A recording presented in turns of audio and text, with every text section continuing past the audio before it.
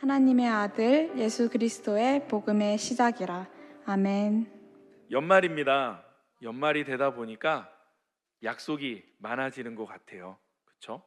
지난주에는 우리 클레마 대학 청년부의 형제였던 영창 군이 결혼을 해서 함께 식사를 먹고 집에 오니까 벌써 저녁 시간이 되었더라고요. 보니까 끝나고도 또 약속 있는 친구들도 있는 것 같고, 주말이 되다 보니까, 그리고 연말이 되다 보니까 많은 약속이 있는 것 같고, 그리고 시간이 지나다 보니까 피곤하실 것 같아요. 그래서 예배 시간에 졸리시면 주무세요. 네, 주무셔도 됩니다. 대신 크리스마스 때도 예배 또 있으니까 그때 오셔도 될 것 같아요. 농담은 아니고요. 제가 조시는 분들을 너무 사랑하는 마음으로 이렇게 말씀드리면 안 주무시더라고요. 그래서 미리 한번 말씀을 드려봤어요. 오늘은 공간복음 1장 1절 시리즈로 두 번째 시간을 좀 가져보려 합니다. 마가복음 1장 1절을 가지고 오늘 말씀의 제목은 종으로 오셨습니다 라는 말씀의 제목으로 함께 은혜를 나누기 원합니다. 함께 따라해 보실까요? 종으로 오셨습니다. 이제 한 주밖에 남지 않은 2025년, 그렇다고 며칠만 지내다 보면 또 2026년 새해를 맞이하죠. 저는 새해가 되면 늘 습관처럼 하는 게 하나가 있습니다. 새로운 다이어리를 펼쳐들고 가장 첫 페이지에 그 작은 목표지만 저에게 허락된 자리에서의 의무를 좀 한 줄씩 적어보는 시간을 좀 갖습니다. 그래서 이따금씩 정신없는 하루를 보내고 있을 때 그 다이어리의 앞 페이지를 살짝 펴보고 다시금 적었던 문장을 되짚어 보면서 정신을 차리고 바짝 삶을 또 조이면서 살아갈 때도 있던 것 같습니다. 특별히 올 한 해를 돌이켜 봤을 때 제게 있어서 그런 한 해였던 것 같아요. 갑작스러운 여의도에서 분당으로 발령으로 인해서 클레마 대학 청년부에 이렇게 부임하게 되고, 오자마자 학예 수련회를 시작해서 제자 훈련, 여러 가지 일의 빌드업을 통해서 하다 보니까 시간이 정말 쏜살같이 지나간 것 같아요.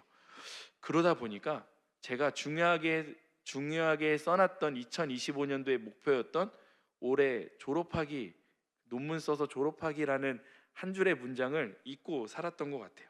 그래서 몇 주 전에 다이어리를 다시 펴보아서 읽어보았습니다. 아내에 대한 나의 의무, 새 아들 개개인에 대한 나의 의무, 그리고 스스로에 대한 나의 의무를 읽어보다가 문득 올해는 꼭 졸업해야 된다는 저만의 각오가 적혔었던 문장을 보면서 다시 논문 파일을 열어보고 이따금씩 수정을 하면서 다시금 그 목표를 향해 달려가는 것 같습니다. 아쉽지만 저는 아무래도 내년도에도 똑같은 목표를 적고 2026년도를 시작해야 될 것 같습니다. 그래도 여러분, 새해가 온다는 건 참 좋지 않으십니까? 안 좋으세요? 네.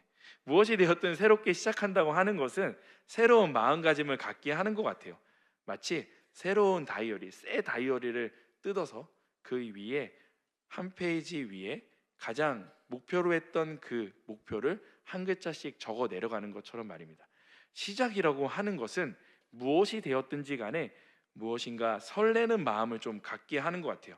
마가복음 1장 1절은 이렇게 시작합니다. 함께 읽겠습니다. 하나님의 아들 예수 그리스도의 복음의 시작이라. 신약 시대를 살았던 유대인들에게는 이 기쁨의 소식, 복음의 소식이라고 하는 것, 이 시작이라고 하는 것은 설렘을 넘어서는 가슴 벅찬 일로 다가왔을 것입니다. 유대인들 입장에서 이 지긋지긋한 로마의 압제와 힘없이 눌려왔던 지난날의 역사를 단번에 역전시킬 기회가 왔다라고 생각했기 때문입니다.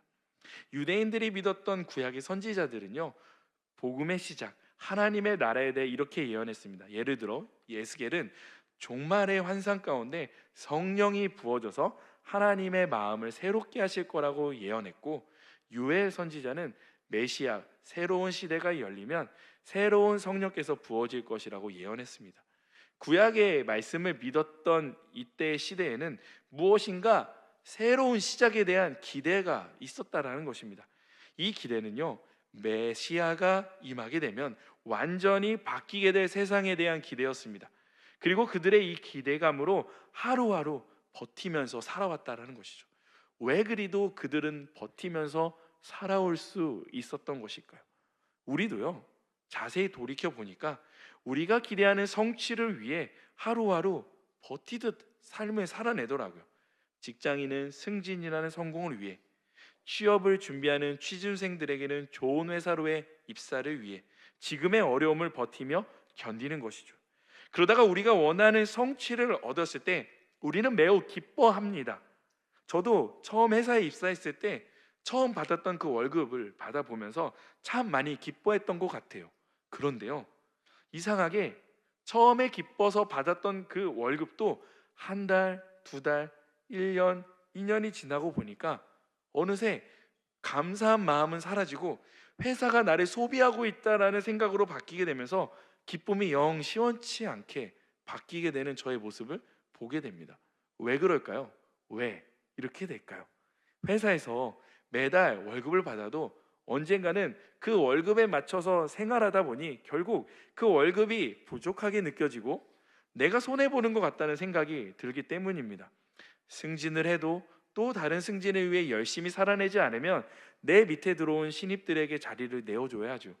학교에서 열심히 공부하지 않으면 졸업할 때쯤 되면 취업 걱정으로 몸살을 앓기도 합니다. 우리의 인생 속에서 무엇인가 영원한 기쁨을 누릴 만한 것은 사실 손에 꼽을 수 없을 만큼 굉장히 적다라는 것이죠. 유대인의 관점도 마찬가지였습니다. 유대인들이 생각한 메시아가 다스릴 시대에 대한 환상은 영원한 것이 아니었습니다. 그들이 원하는 대로 예수님이 이 땅에 오셔서 로마 제국을 무너뜨리고 새로운 이스라엘을 건설하신다고 하여 과연 그들에게 진정한 영원한 안식이 있을까요? 새로운 제국이 세워진다라고 하는 것은요, 다른 말로 표현하면 또 다른 제국이 또 세워진다라는 것을 이야기하게 됩니다. 우린 여기서 한 가지 사실을 알 수 있습니다. 우리가 원하는 것이 성취된다고 해서, 유대인들이 원하는 대로 이루어진다고 해서 완전히 행복할 수 없다라는 것입니다. 과거의 성공과 실패 모든 것을 경험했던 솔로몬 왕은 우리에게 이렇게 말씀합니다. 전도서 1장 2절 함께 봉독하겠습니다. 전도자가 이르되 헛되고 헛되며 헛되고 헛되니 모든 것이 헛되도다. 그래서 성경은 오늘 우리에게 분명하게 말씀하고 있는 거예요. 이 헛된 인생 속에서 가장 중요한 사건이 시작되었다라는 거예요. 헛된 인생 속에서. 그것은 우리를 향한 구원의 손길이라 말씀합니다. 그리고 그 구원의 시작은 예수 그리스도로 인하여 시작됐다라는 거죠. 여러분, 예수님이 우리의 구원이며 복음임을 여러분은 믿으십니까? 그럼 우리가 무엇을 원하며 살아야 할까요?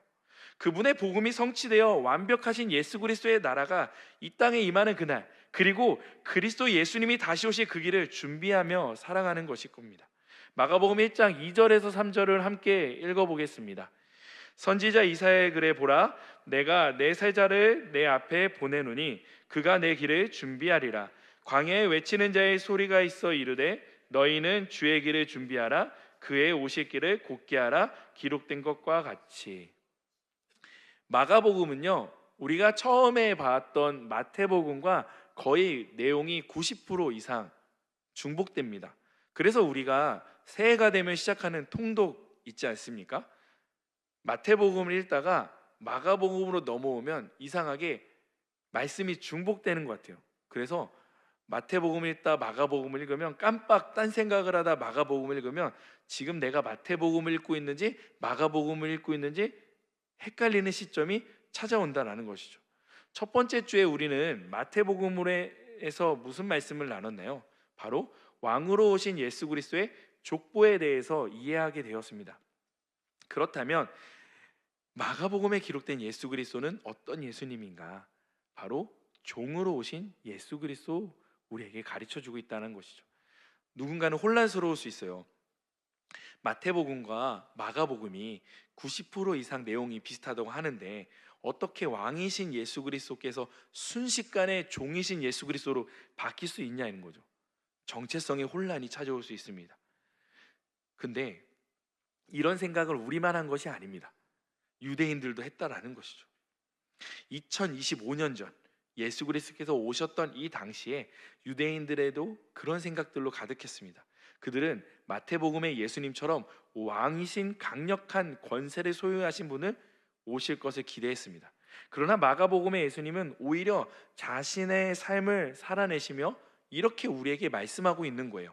마가복음 10장 45절 우리 함께 읽겠습니다. 인자가 온 것은 섬김을 받으려 함이 아니라 도리어 섬기려 하고 자기 목숨을 많은 사람의 대속물로 주려 함이니라. 자기 자신을 대속물로 왔다고 설명하시는 예수님을 보며 유대인들은 과연 어떤 생각을 했을까요? 말 그대로 제사에 쓰이는 제물인데 유대인들은 어떻게 생각했을까요? 예나 지금이나 누군가를 섬기는 것보다 섬김을 받는 것을 좋아하는 것이 인간의 마음이죠. 누구나 그렇게 인정받는 자리를 원하지 섬김받는 자리를 잘 있으려고 하지는 않습니다. 이런 우리의 이기심이 가득 찬 세상 속에 예수님이 오셔서 오히려 자기 자신을 완전히 낮추고 계신 거예요.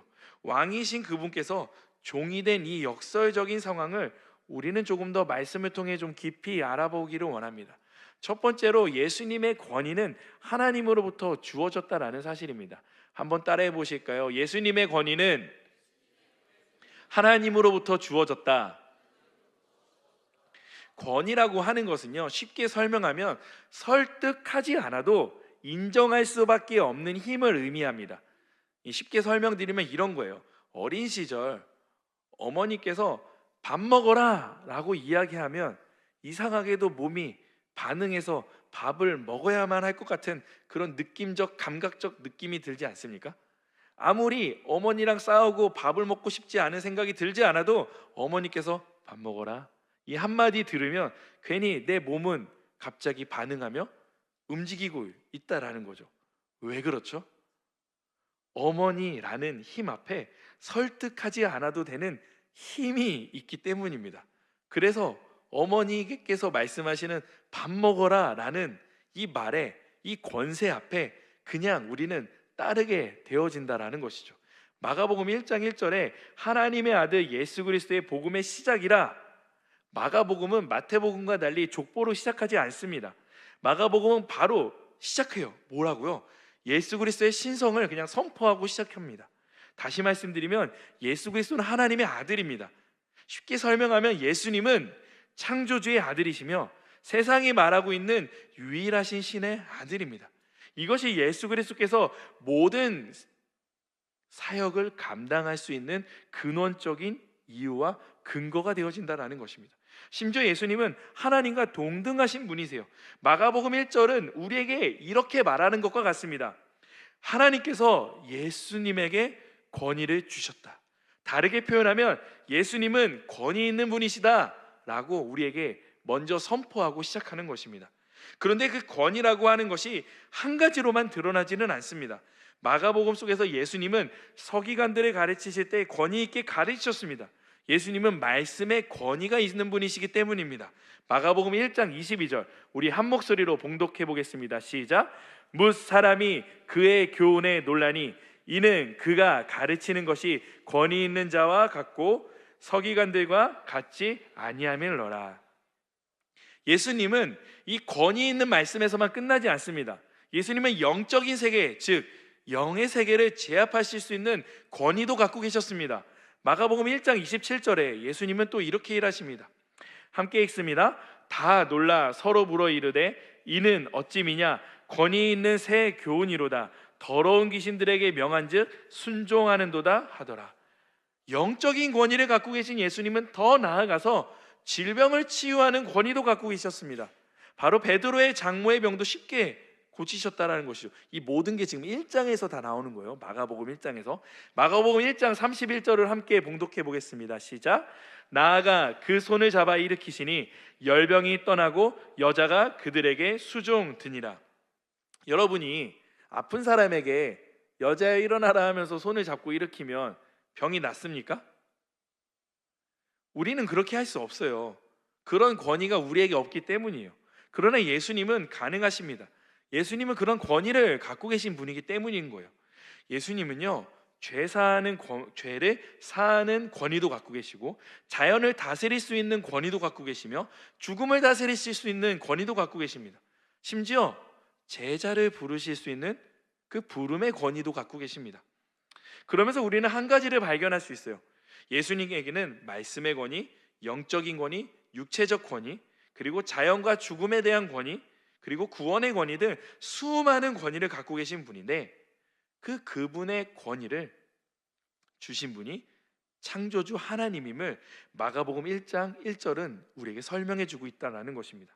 이것은 마태복음 1장 족보를 통해서 예수 그리스도의 왕되심을 드러내듯이 마가복음 1장에서는 이렇게 말씀하고 있는 것입니다.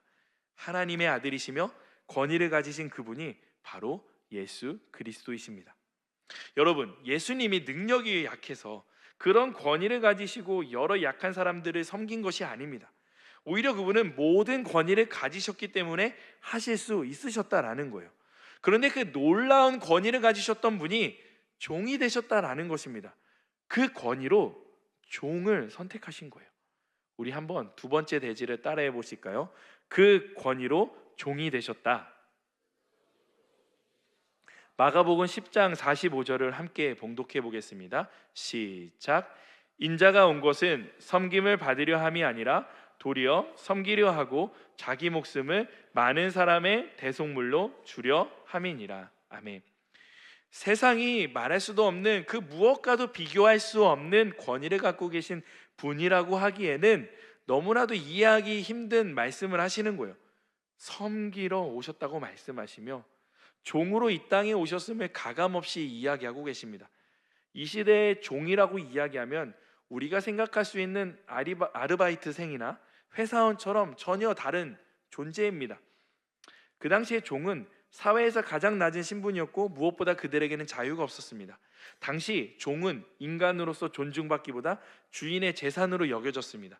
사고 팔릴 수가 있었고 어디로 가든지 누구와 결혼을 하든지 어떤 일을 선택하든지 권위가 아무것도 없었습니다. 주인이 시키면 해야 했고 부르면 즉시 가야 했습니다. 종은 그저 주인의 전부인 인생입니다. 그렇다고 해서 여러분, 종이 아무렇게나 종이 될 수 있는 게 아니었습니다. 종이 되는 것은 두 가지 방법이 있었죠. 먼저 전쟁에서 패배해야 됩니다. 패배한 사람이 종으로 들어가는 것. 그리고 두 번째, 가난으로 인해 스스로 종이 되는 것. 그래서 자신의 생계를 팔아 종으로 그 집에 들어가는 것 밖에 되지 않았습니다. 어떤 종은 농장에서 고립된 일을 했었고 어떤 종은 집안일도 했고 교육 수준이 높은 종은 회계를 맡았거나 의사의 일을 돕는 역할도 맡기도 했습니다. 종이 된 이유와 하는 일은 너무나도 달랐어요. 그들에게는 공통점이 하나 있었는데 그들 모두에게는 자유가 없었다라는 것입니다. 그리고 그 자유도 주인의 손에 달려 있었다라는 것이죠. 그래서 예수님의 시대를 살았던 사람들에게 이 종이라고 하는 단어는 그냥 힘든 일을 하는 사람이 아닙니다. 그냥 수고로운 일을 하는 사람을 종이라고 생각하지 않았습니다.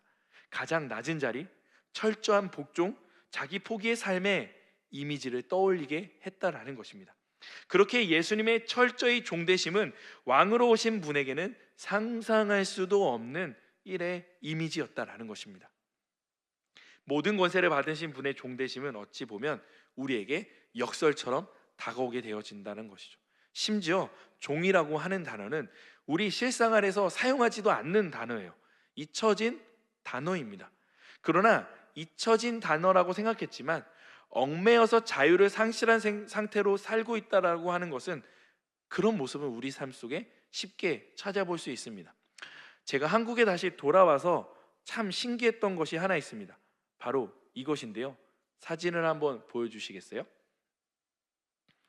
이게 뭔지 아세요?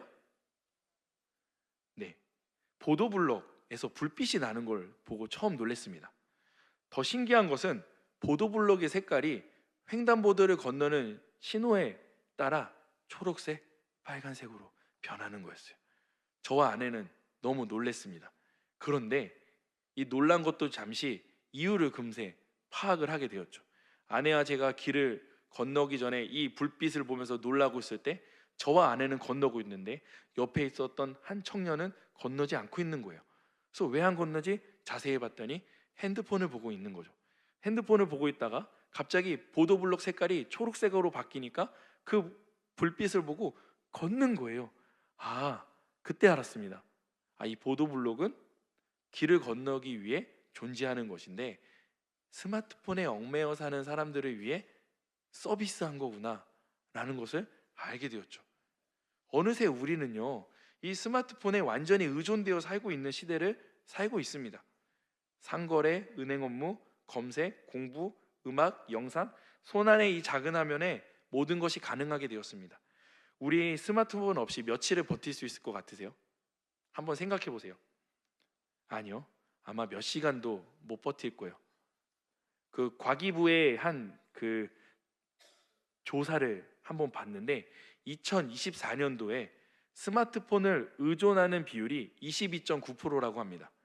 이는 스마트폰 사용을 스스로의 힘으로 조절하기 힘든 상태의 사람들을 이야기하는데요, 약 100명 중에 23명이 그렇다고 얘기하는 거죠. 종이라고 하는 단어는 사라진 세상에서 우리는 지금 살고 있지만 우리도 모르게 스마트폰에 종이 되어 살고 있는지 아닌지를 생각해 보아야 하는 거죠. 심지어 제가 지금 설교하지 않고 딱 5분만 아무 소리 안 하고 입을 딱 닫고 있잖아요. 아마 5분 안에 절반은 스마트폰을 보실 겁니다. 여러분, 우리는 예수님으로 인해서 자유인이 되었잖아요. 그런데 교회에 들어오면서부터 우리는 스마트폰을 바라보며 성전으로 향합니다. 예배 중에도 연락이 왔는지 안 왔는지 확인하거나 심지어 온라인 쇼핑을 하기도 합니다. 제가 이쪽 교회 말고 저쪽 교회에서 예배 드리다가 놀랬던 건 예배 중에 당근 거래를 하고 있더라고요. 아직 스마트폰이 주인인 인생에 아직 종이 그리고 종으로서의 삶을 살고 있는지는 모르겠습니다. 바라기로는 오늘 이 시간부터는 진정한 자유를 선언한 이 교회에서만큼은 스마트폰을 끄고 가방에 넣고 오시는 건 어떨까요? 그렇게 하면 우리가 하나님께 드려지는 예배의 질이 굉장히 달라질 것이라고 생각이 듭니다. 왜냐하면 나의 집중을 흐트러지는 것이 없기에 코람데오와 주향안의 찬양을 함께 드릴 수 있게 되며 말씀의 시간도 조금 더 귀를 기울이게 되고 기도 시간에 좀 더 집중하며 기도할 수 있지 않을까 생각합니다. 저도 설교하기 위해 강대상에 오르기 위해서는 스마트워치와 스마트폰은 반드시 에어플레인 모드로 자리에 두고 올라옵니다. 예수님이 왜 이처럼 종의 자리로 역설적으로 내려가셨을까? 바로 이 역설이 하나님의 방식이었기 때문입니다. 마가복음 10장 45절 우리 함께 봉독해 보실까요? 시작. 인자가 온 것은 섬김을 받으려 함이 아니라 도리어 섬기려 하고 자기 목숨을 많은 사람의 대속물로 주려 함이니라. 말씀을 보면 예수님의 섬김은 단순히 친절을 베풀었거나 사랑을 나누는 거에서 멈추지 않으십니다. 그분은 우리가 생각하는 섬김의 수준을 뛰어넘기 위해 오셨습니다.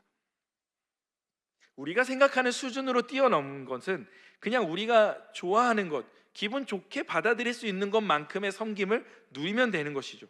그런데요, 예수님의 오심은 그런 섬김을 아예 뛰어넘으셨어요. 예수님은 죄로 죽어서 결국 멸망받을 수밖에 없었던 인생인 우리의 죄에서 구원하기 위해 자신의 생명을 내어주시는 대속물로 희생하시며 자신을 끝까지 낮추셨다라는 것입니다. 그렇게 자신을 종으로 내어주시기 위함이었다라는 것입니다. 그런데 종이신 예수님이 존재하기 위해서는 반드시 그 일을 명령하시는 분이 존재했다라는 것인데 그분이 바로 창조주 하나님 되어신다는 것이죠. 주인이신 하나님이 예수 그리스도를 인류를 위한 대속물로 삼기로 결정하셨다라는 것입니다. 때론 일방적인 하나님의 이러한 결정이 이성적인 우리의 생각으로는 이해되지 않는 것도 사실입니다. 왜 이토록 희생해서 우리를 죄에서 구원하셨지? 사실 나도 주님께 구원해달라고 애원한 적도 없었고 예수님의 십자가에 못 박아달라고 이야기한 적도 없는데 왜 먼저 구원하도록, 왜 이토록 괴롭도록 고통을 예수님에게 짊어지도록 하신 것이지? 라는 생각이 드는 것이죠. 도대체 왜 그러셨을까? 하나님은 우리를 사랑하셨기 때문이라 말씀합니다. 로마서 5장 8절 우리 함께 봉독하겠습니다. 우리가 아직 죄인 되었을 때 그리스도께서 우리를 위하여 죽으심으로 하나님께서 우리에게 대한 자기의 사랑을 확증하셨느니라. 하나님의 이 사랑의 결정 앞에 우리는 그저 은혜로 이 모든 것을 받은 것 같지요. 예수님도 하나님의 종으로 그분의 뜻을 이 땅에 사시며 보이셨던 것뿐입니다. 하나님께서 예수님께 명령하셨던 그 말씀대로 예수님은 그저 종으로 섬기며 이 땅에서 그렇게 사신 거예요. 그렇다면 우리에게 한 가지 질문이 생깁니다. 하나님의 권위를 가지고 종으로 오신 예수 그리스도 앞에 우리가 나아가야 할 방향은 무엇인가? 우리가 나아가야 할 방향, 즉 예수를 따르고자 하는 우리의 삶은 어떻게 살아야 하는가? 이게 마지막 우리가 세 번째로 나아갈 제자도라는 것입니다. 우리가 나아갈 제자도에 대해서 한번 나아가 보길 원합니다. 예수님의 제자들도 예수님의 권위 앞에 누가 먼저 그분 앞에 높은 자리에 앉을 것인가에 대한 문제를 놓고 다투기 시작합니다. 마가복음 10장 37절인데요, 우리 함께 봉독하시겠습니다. 여짜오되 주의 영광 중에서 우리를 하나는 주의 우편에 하나는 좌편에 앉게 하여 주옵소서. 종으로 오신 예수님 앞에 제자들이 보이는 이러한 권세를 향한 욕망의 말들은 어찌 보면 우리 편에서는 참 어리석어 보이기도 합니다. 나는 절대 그러지 않을 거야. 내가 예수님의 제자라면 나는 그럴 사람이 아니야. 자신 있게 우리가 말할 수 있을 것 같지만 실상 우리도 어느새 이러한 욕망을 품은 채 교회를 섬긴 것은 아닌지 고민해 보아야 한다는 것입니다. 오랜 세월 교회에서 봉사했지만 눈에 띄지 않는 봉사로 인해 누구가 알아주지 않는다고 해서 쉽게 지치고 그만하겠다고 하겠다는 생각이 들 때도 찾아옵니다. 교회에서뿐만 아니라 직장 생활에서 열심히 중요한 프로젝트가 오직 팀장님에게만 집중되어질 때, 그 팀장에게 모든 공로가 넘어갈 때 현타가 찾아오는 것도 사실입니다. 학교에서 함께 준비한 과제였는데 결국 발제한 친구만 교수님의 주목을 받을 때 정말 마음이 어렵지 않습니까? 저의 삶도 이런 고민이 없었던 것은 아닙니다. 사회생활을 하다가 늦깎이 신학을 공부하게 되었고, 사역을 하다 보니까 목회의 길이 정말 쉽지 않다는 것을 매일 느낍니다. 열심히 한다고 해서 무조건 선한 열매가 맺어지는 것도 아니고, 그렇게 열심히 한다고 또 안 하면 금세 티가 나는 것도 목회입니다. 아직도 기억나는 것은요, 제가 처음 열정을 가지고 사역했던 성인 교구에서 기도처를 옮기게 되었습니다. 기도처라고 하는 것은 그 각 교구가 있는데 그 교구의 작은 교회가 같은 장소예요. 그러니까 작은 교회를 옮기는 일을 해야 됐습니다. 그래서 저는 기도하면서 새로운 장소를 구하고 좋은 장소가 나와서 그 장소를 매매하자고, 그러니까 구매하자고, 그리고 비전을 심고 함께 교구 성도들과 21일 단일 기도회를 시작했습니다. 그 건물을 매입하는데, 그 층을 매입하는데 비용이 3억 정도 들었습니다. 근데 기도회를 하면 할수록 성도님들 사이에 이 3억을 모으는 것이 어렵겠다라는 의견이 점점 회의적으로 들려지기 시작했습니다. 원래는 그렇게 말씀하셨던 분이 한두 분 계셨는데 이게 부풀려지다 보니 목사님이 젊어서 아무것도 몰라서 그런다, 목사님이 혼자서 생각해서 그런 거다 라는 식으로 성도들 사이에 말이 돌다 보니 점점 부풀려지고 여론이 형성되어지기 시작했습니다. 결국 해당 장로님께서 나서서 성도님과 저 사이에 중재하시고 투표를 시작했습니다. 그날의 투표의 날을 잊을 수가 없습니다. 투표 결과 저와 함께 그 비전을 심었던 임원분 4분 빼고 모든 분이 반대를 하신 거예요. 성도분들은 모두 기도처를 매매하지 않는 걸로 의견을 모았습니다. 결국 기도처는 매매하지 않고 이제 이사를 가되 그 월세를 내고 이사를 하는 걸로 결정이 됐죠. 그때 참 많은 생각이 들었습니다.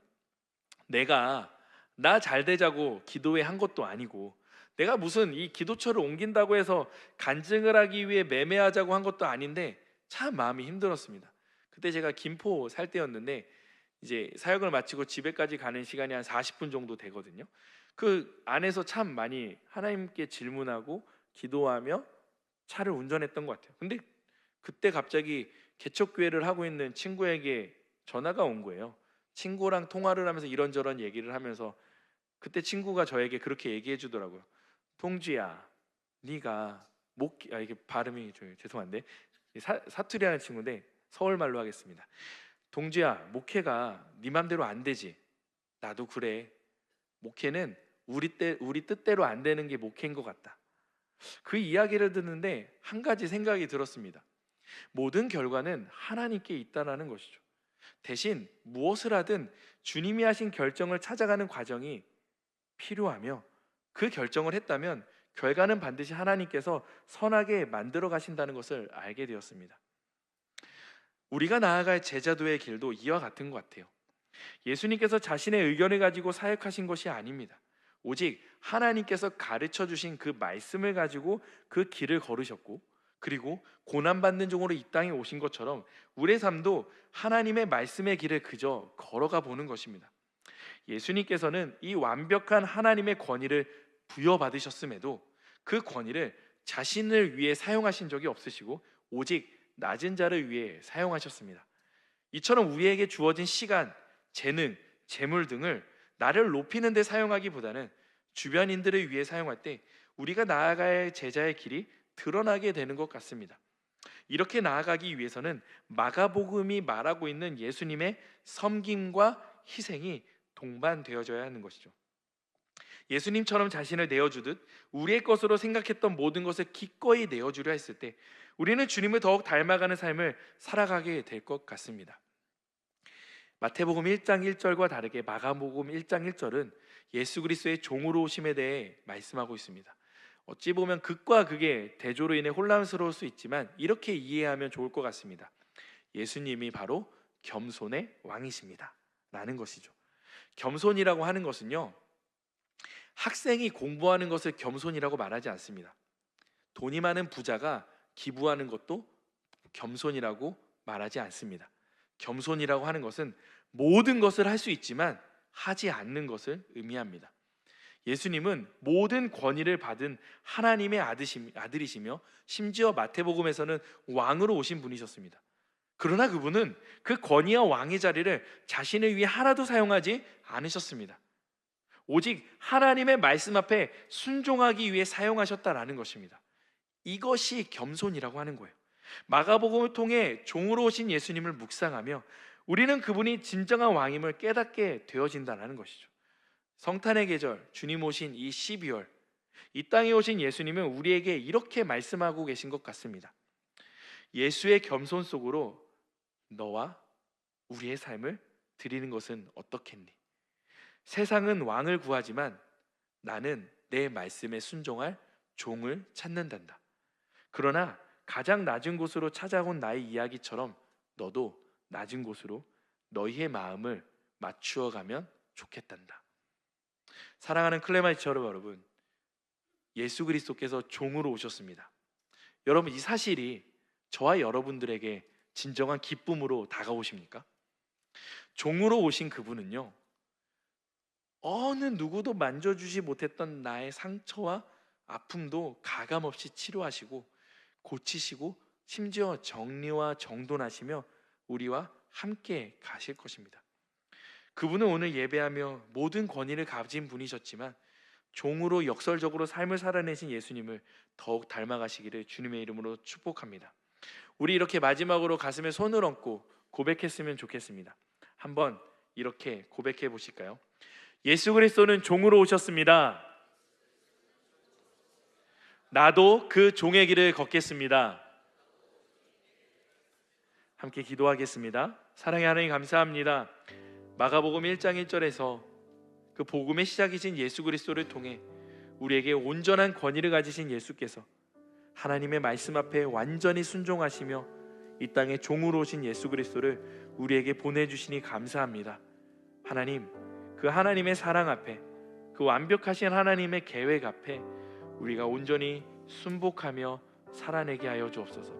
오늘 이 시간 주 앞에 찬양으로 그리고 기도로 나아갈 때 주의 말씀이 들려지게 하시고 주의 뜻을 이루며 살아갈 수 있도록 우리에게 힘과 용기를 허락하여 주옵소서.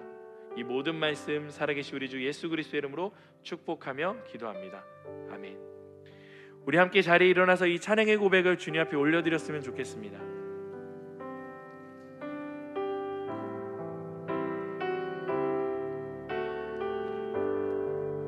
이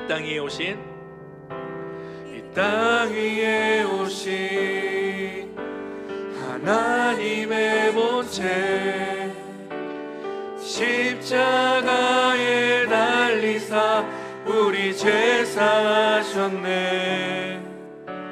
하나님의 하나님이 그를 지극히 높여 모든 이름 위에 뛰어난 이름을 주사 우리 예수 이름 앞에 절하고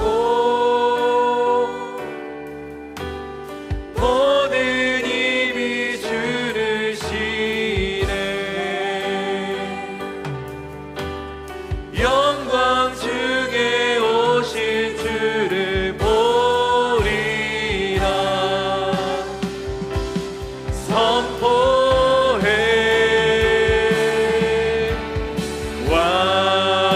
왕께 만세 존귀와 위엄을 찬양해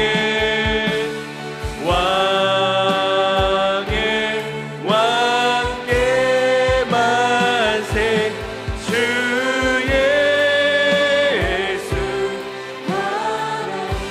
우리 고대 안에 주님 오실 그날 우리 고대 안에 주님 오실 그날 다시 사신 왕의 영광 이 땅을 비추네 사단의 권세는 주 앞에 무너져 생명과 진리의 주 권세 가장 높도다 우리 예수 이름 앞에 절하고 모든 입이 주를 시네 영광 중에 오실 주를 보리라 선포해 왕께 만세 왕께 만세 존귀와 위엄을 찬양해 왕께 만세 주의 왕께 만세 존귀와 위엄을 찬양합니다 왕께 만세 존귀와 위엄을 찬양해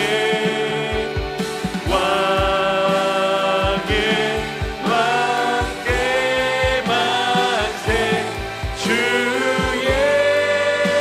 예수 그렇습니다. 주님 이 땅에 오신 예수 그리스도 하나님의 본체이신 그리스도 예수를 나의 삶의 온전한 왕으로 살아내기를 원합니다. 이 시간 예수 그리스도를 내 안의 삶의 중심에 모셔드리며 그러한 삶을 2025년 마지막 날까지 그리고 다가올 새해까지 살아내는 우리의 인생 되어지게 해달라고 이 시간 주님의 이름 세 번 외치시며 함께 통성으로 기도하겠습니다. 주여 주여 주여